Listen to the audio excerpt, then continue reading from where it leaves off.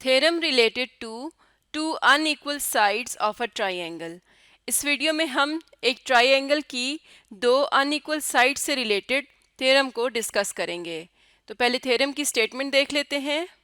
Statement है, if two sides of a triangle are unequal in length, यानी किसी triangle की कोई सी दो साइड्स आपस में लेंथ में इक्वल नहीं हैं, then the longer side has an angle of greater measure opposite to it, यानी जो उनमें लॉन्गर साइड होगी जिसकी मेजरमेंट लेंथ की ज़्यादा होगी, उसके सामने वाला जो एंगल होगा वो भी दूसरे वाली साइड के सामने वाले एंगल से ग्रेटर होगा। इसको हम पहले रफली समझ लेते हैं। इस थ्योरम का मतलब ये है कि अगर हमारे पास एक इस तरह से ट्राइंगल है और इसको हम नाम दे देते हैं ए, बी और सी का, और इसी तरह इसकी साइड्स का नाम हो जाएगा ए, बी और सी। तो अगर हम साइड बी और सी को अगर कंसीडर करें तो हम यहाँ से देख सकते हैं कि साइड बी साइड सी से ग्रेटर है, तो यानी कि इनकी लेंथ आपस में बराबर नहीं है, और ये जो लॉन्गर साइड है इसके सामने वाला जो एंगल है, इसके ऑपोजिट एंगल, एंगल बी, ये ग्रेटर होगा मेजरमेंट में साइड सी के सामने वाले एंगल के मेजर से। तो इसी तरह से कोई भी ट्राइंगल हो उसमें कोई सी दो साइड्स ले लें, उनमें जो लॉन्गर साइड होगी उसके सामने वाला एंगल शॉर्टर साइड के सामने वाले एंगल से लेंथ में या मेजरमेंट में बड़ा होगा। इसी तरह से हम साइड ए और बी को या ए और सी को भी कंपेयर करके ये थ्योरम अप्लाई कर सकते हैं। तो अब हम इस थ्योरम को प्रूव करेंगे। पहले ये देखेंगे कि हमें गिवन क्या है और हमने प्रूव क्या करना है। तो हम यहाँ पर पहले इसकी फिगर ड्रॉ कर लेते हैं। एक ट्राइंगल लेते हैं, ये ट्राइंगल हमने ले ली। ट्राइंगल है ए, बी और सी। इसकी कोई सी दो साइड्स कंसीडर करें। तो ए सी और ए बी साइड अगर कंसीडर की जाए तो ये हमारा गिवन पार्ट हो जाएगा। तो हम लिखेंगे in triangle A B C side A C is greater than side A B. तो अगर साइड ए सी ग्रेटर है साइड ए बी से, तो साइड ए सी के सामने वाला एंगल साइड ए बी के सामने वाले एंगल से ग्रेटर होना चाहिए। ये चीज़ हमने प्रूव करनी है। तो टू प्रूव है, measurement of angle A B C जो कि ए सी के सामने था, ये क्या होना चाहिए, ग्रेटर होना चाहिए measurement of angle A C B के, यानी कि जो ए बी के सामने वाला एंगल है ए सी बी। तो ये चीज़ हमने प्रूव करनी है। तो जैसा कि हम जानते हैं कि अगर कोई आइसोसेलेस ट्राइंगल हो, जैसे यहाँ पर हम एक आइसोसेलेस ट्राइंगल ड्रॉ करते हैं। आइसोसेलेस ट्राइंगल वो होती है जिसकी दो साइड्स आपस में मेजरमेंट में बराबर होती हैं। तो आइसोसेलेस ट्राइंगल में जब दो साइड्स मेजरमेंट में बराबर होती हैं तो एक साइड के सामने वाला एंगल दूसरी साइड के सामने वाले एंगल के बराबर होता है। तो ये जो हमारा थ्योरम है इसको भी हम आइसोसेलेस ट्राइंगल की इस प्रॉपर्टी से प्रूव करेंगे। यानी हम पहले ये करेंगे कि ये जो ट्राइंगल ए बी सी है इसको आइसोसेलेस ट्राइंगल इसमें से निकालेंगे। तो फॉर एग्जांपल हम ए बी लेंथ के बराबर ए सी पर एक मार्क करते हैं। जैसे हम यहाँ पर एक मार्क ले लेते हैं, पॉइंट ले लेते हैं डी। ये हम क्यों कर रहे हैं, क्योंकि हम ए सी और ए बी को यहाँ पर कंसीडर कर रहे हैं। तो हमने इस तरह से एक पॉइंट लिया है डी पॉइंट ए सी पर कि ए डी और ए बी की लेंथ बराबर हो जाए, क्योंकि ए सी लेंथ में ग्रेटर थी तो उस पर हमें पॉइंट लेना होगा।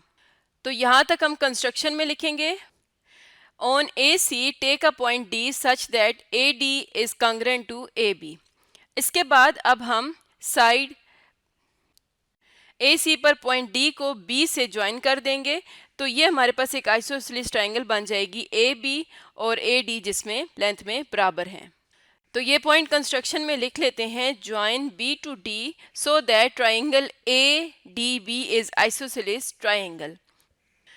तो अगर ए डी बी एक आइसोसेलेस ट्राइंगल है तो उसमें एंगल ये वाला और ये वाला एंगल बिल्कुल मेजरमेंट में बराबर होंगे। तो इनको हम कह देते हैं एंगल 1 और एंगल 2। ये पॉइंट भी हम कंस्ट्रक्शन में लिख लेते हैं, label angle 1 and angle 2 as shown in given figure. तो अब इस प्रॉपर्टी को इस्तेमाल करते हुए, आइसोसेलेस की प्रॉपर्टी को इस्तेमाल करते हुए हम इस पूरी ट्राइंगल में ये बात प्रूव करेंगे कि जो एंगल ए बी सी है ये ग्रेटर है एंगल ए सी बी से। तो इस तरह का टेबल बना लेंगे और इसमें लेफ्ट कॉलम में हम स्टेटमेंट्स लिखेंगे और राइट कॉलम में हम सामने इसकी रीजंस लिखते जाएंगे। तो जैसा कि अगर हम अपनी फिगर को देखें तो हमने कहा है कि एंगल 1 और एंगल 2 आपस में इक्वल हैं।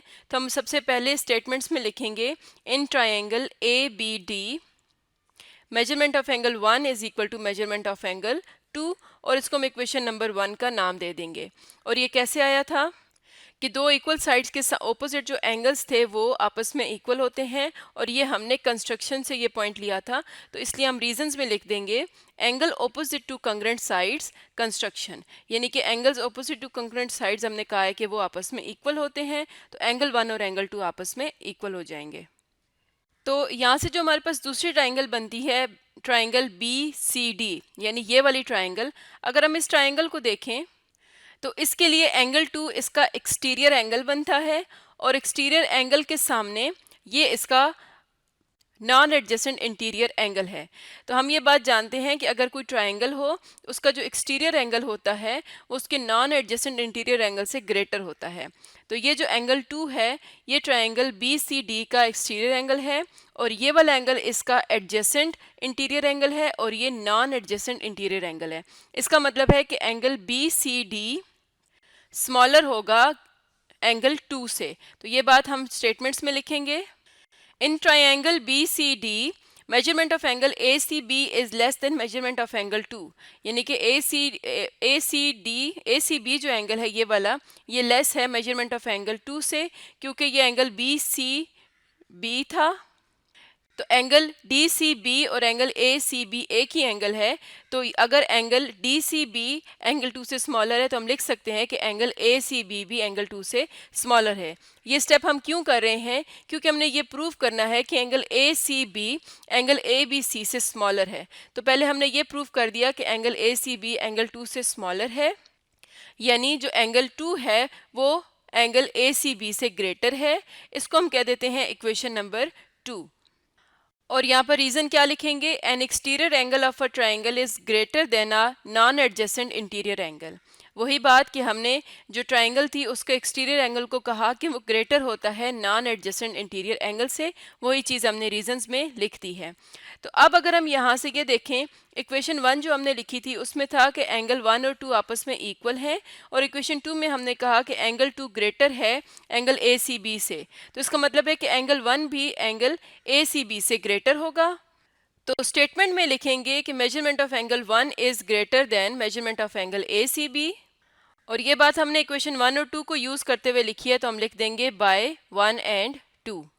तो यहाँ तक हमने प्रूव कर लिया है कि जो एंगल 1 है वो ग्रेटर है एंगल ACB से। तो अगर हम दोबारा अपनी ट्राइंगल को देखें तो इसमें जो एंगल ABC है वो क्या है?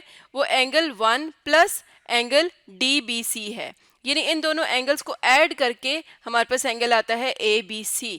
तो अगर कोई भी एंगल दो एंगल्स को ऐड करके आ रहा है, इसका मतलब है कि वो उन दोनों से ग्रेटर है, यानी कि एंगल ABC एंगल 1 से ग्रेटर होगा, क्योंकि उसमें उसके अंदर वो कोई ना कोई एंगल ऐड करने से उसके बराबर आता है। तो हम स्टेटमेंट्स में लिखेंगे but measurement of angle ABC is equal to measurement of angle 1 plus measurement of angle DBC। तो इसका मतलब क्या हुआ कि मेजरमेंट ऑफ एंगल ABC जो है वो ग्रेटर है मेजरमेंट ऑफ एंगल 1 से। इसको बोलते हैं postulate of addition of angles, यानी दो एंगल्स अगर ऐड होके उनसे थर्ड एंगल आ रहा है तो थर्ड एंगल उन दोनों एंगल से ग्रेटर होगा मेजरमेंट में। तो रीज़न हमने लिख दी postulate of addition of angles, और इस इनइक्वालिटी को हम कह देंगे नंबर 4। और ये जो इनइक्वालिटी थी measurement of angle 1 is greater than measurement of angle ACB, इसको हम कह देते हैं नंबर 3। तो अब अगर हम नंबर 4 और नंबर 3 को देखें तो नंबर 3 में था कि angle 1 is greater than ACB, और नंबर 4 में है कि ABC is greater than angle 1।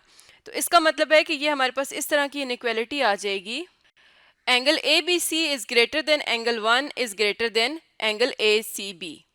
तो ये हमने फाइंड आउट किया है 3 और 4 से, तो हम यहाँ लिख देंगे बाय 3 एंड 4। तो अब अगर हम ट्रांजिटिव प्रॉपर्टी से देखें कि अगर एंगल ABC ग्रेटर है एंगल 1 से और एंगल 1 ग्रेटर है एंगल ACB से, तो हम लिख सकते हैं कि angle ABC is greater than angle ACB, और ये है transitive property of inequality of real numbers. और यही चीज़ हमने प्रूव करनी थी कि angle ABC is greater than angle ACB। तो आज की वीडियो में हमने देखा कि अगर कोई ट्रायंगल हो जिसकी दो साइड्स आपस में लेंथ में बराबर ना हो, तो लॉन्गर साइड के सामने वाला एंगल शॉर्टर साइड के सामने वाले एंगल से ग्रेटर होगा।